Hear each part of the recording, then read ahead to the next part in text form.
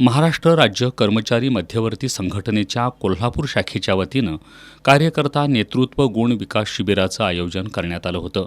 शिबिराच्या सुरुवातीला देशसेवेची प्रतिज्ञा घेत पर्यावरण वाचवण्याचा संकल्प करण्यात आला. जिल्हा शाखेचे अध्यक्ष वसंत डावरे यांनी मनोगत व्यक्त केलं. जिल्हा शाखेचे सरचिटणीस अनिल लवेकर यांनी शिबिराच्या आयोजनाचा हेतू सांगितला. मार्क्सवादी कम्युनिस्ट पक्षाचे राज्य सचिव प्राध्यापक डॉक्टर उदय नारकर यांनी कामगार चळवळीसंबंधीची माहिती दिली. तांत्रिक प्रगतीमधून उत्पादनात वाढ होत असली तरी रोजगारामध्ये घट होत असल्याचं त्यांनी सांगितलं. देशातील बेरोजगारी नष्ट करायची असेल तर हंगामीकरण आणि कंत्राटीकरणाला विरोध केला पाहिजे असं आवाहन डॉक्टर नारकर यांनी केलं.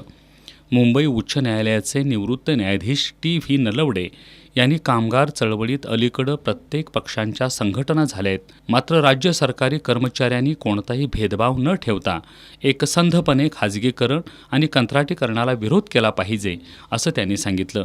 RSS, भाजप तसंच धर्मांवर आधारित संघटनांना समाजवाद आणि धर्मनिरपेक्षता नको असल्याचं त्यांनी सांगितलं.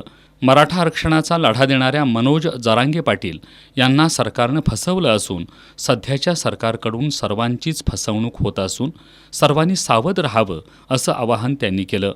अदानींच्या कंपनींच्या प्रीपेड मीटरमध्ये फेरफार होऊन शेतकऱ्यांचं नुकसान होण्याची भीतीही त्यांनी व्यक्त केली. यावेळी कोतोली कोऑपरेटिव्ह सोसायटीचे चेअरमन राज गंधवाले यांनी कर्मचारी संघटनेला 5,000ची देणगी दिल्याबद्दल त्यांचा सत्कार करण्यात आला.